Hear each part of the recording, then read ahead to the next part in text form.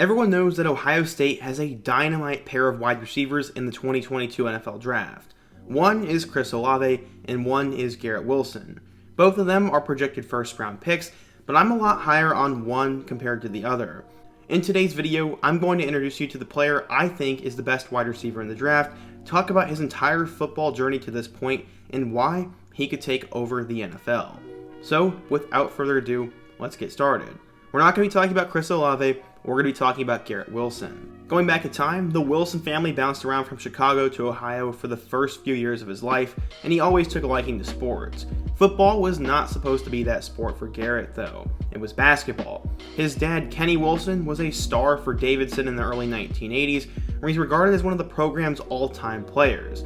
Apparently, Steph Curry came in and destroyed all his awards. His dad played against Michael Jordan a couple of times in the NBA Summer League before a brief stint with the Denver Nuggets. Athleticism obviously ran in the family, and Garrett was a great basketball player. His dad said, quote, "He's one of the best basketball players I've ever seen." They grew up in Dublin, Ohio, which is near Columbus, and Garrett would play on a championship team called the Ohio Red, which had deep ties to Ohio State, as they had produced players such as Jared Sullinger and Aaron Kraft, who were both Buckeye legends. At 11 years old, he was a part of another championship team as a quarterback for the Titans, which was a youth football team located in Ohio. He grew up in the shadows of Ohio State, but when the family eventually moved to Texas, he decided to stick with football. Later that year, the family moved to Austin for Kenny's job, and football appealed more to Garrett each day. The family wanted him to go to a school that would both suit his football and academic needs, which is why they decided to send their son to Lake Travis. 6th grade was the first time that their head coach got to see Garrett play, and apparently he wowed everyone as he caught a touchdown and then dunked it over the goalpost. Keep in mind, the kid was in 6th grade. Garrett would continue to develop as he was seen as one of the next greats going into high school in the area. By his sophomore year at Lake Travis, he was playing on the varsity squad and had one game where he had 7 catches for 144 yards and 2 touchdowns, and that is when his name was put on the map and he knew that football was his future. Garrett said, quote, "That's when I first realized I could really do this. They couldn't guard me and they were all juniors and seniors. Then football blew up a little bit more. I was always excited to go out on the field, whereas sometimes at basketball, I wouldn't feel like it." His stats backed up the hype. He finished his sophomore campaign with 53 catches for 700 yards and 12 scores, and by the time he was a junior, he had nearly 100 catches for 1,800 yards and 26 scores. He spent time with 3 future college football quarterbacks. The first one was Charlie Brewer, who went on to play for Baylor and Utah. The second one was Matthew Baldwin, who committed to Ohio State and transferred to TCU. And the third one was Hudson Card, who is currently a Texas Longhorn. Back to Wilson though, he was now a highly sought after player and was getting national recruiting attention. One of those quarterbacks I talked about earlier, Matthew Baldwin, was starting to blow up, and that's when Ryan Day first saw Wilson. He went to watch Matthew throw, and Coach Day remembered being shocked at how much better Garrett had gotten since his days in Ohio. Garrett was one of the best players in high school football, but he never let the hype get to his head. One article said, quote, "If you ask anyone who knows him, from his parents to his coaches, they'll tell you that's classic Garrett. Always the competitor and never the diva." This did not change when he broke the Lake Travis career touchdown record or when he had an offer to play at every school in America.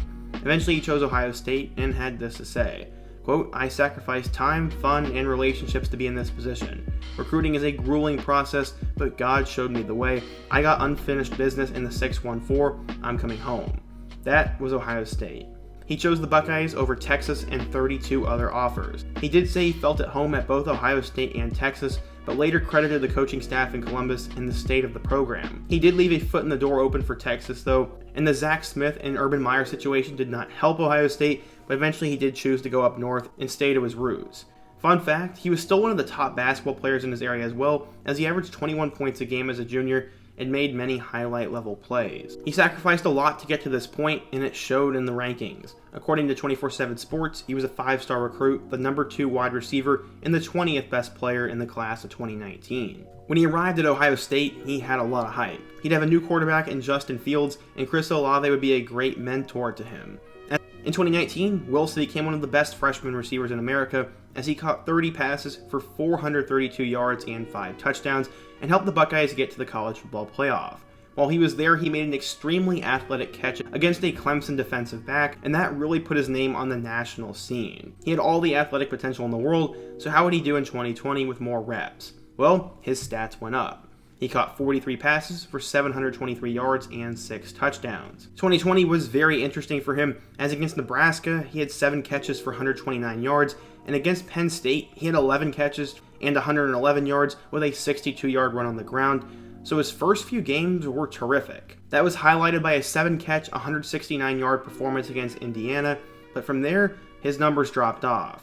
Some were concerned, but the coaching staff and Garrett himself were not worried at all. 2021 would become his best season yet, as he caught a career-high 70 passes for 1,058 yards and 12 touchdowns. He was part of a 3-headed monster that included his mentor Olave and upcoming sophomore Jackson Smith and Jigba. Because of that, Wilson had one of the best seasons in Ohio State receiving history and put his name into the first-round conversation. I've seen him as high as number 4 in some mock drafts, but the consensus is he's a first-round talent. Some think he could be even more than that, though. NFL draft expert Mel Kiper said, quote, "He could be the 2022 NFL Draft's version of Jamar Chase." While he does not have Wilson graded as high as Chase, he has extremely high expectations for Wilson and thinks he'll be a better pro than a college player. That is honestly always what I've thought, as sometimes I got annoyed with the Garrett Wilson hype because everyone said he was the best receiver in the country when his stats did not back that up. Obviously, he was terrific for Ohio State, and there were 2 spectacular players around him, but to say he was the best wide receiver in college football just wasn't true, but he may have had the highest ceiling in the pros of any player in the country. For some reason, that always annoyed me, but either way, I'm super excited to see what Garrett Wilson's going to do at the next level. I think he could be the best receiver in this draft, and I find myself rooting for him. What do you guys think, though? Who do you think is the best receiver in the 2022 NFL Draft class? How is Wilson going to do in the NFL? And what player or topic should I take a look at in my next video? Be sure to let me know down below. Smash that like button if you want to support today's video, subscribe if you're new, and check out all my other videos on the end screen. I hope to see you guys again soon, but until next time, peace.